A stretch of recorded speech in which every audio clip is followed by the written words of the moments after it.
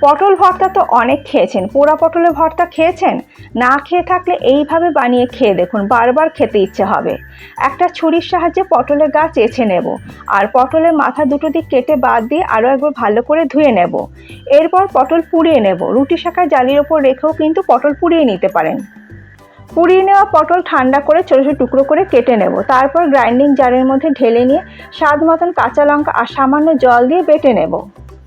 কড়াইতে সর্ষের তেল দিয়ে ফোড়নে দেবো শুকনো লঙ্কা আর কালো জিরে। ফোড়ন থেকে সুন্দর গন্ধ বেরোলে দিয়ে দেবো থেতো করে নেওয়া রসুন আর কুচনো পেঁয়াজ।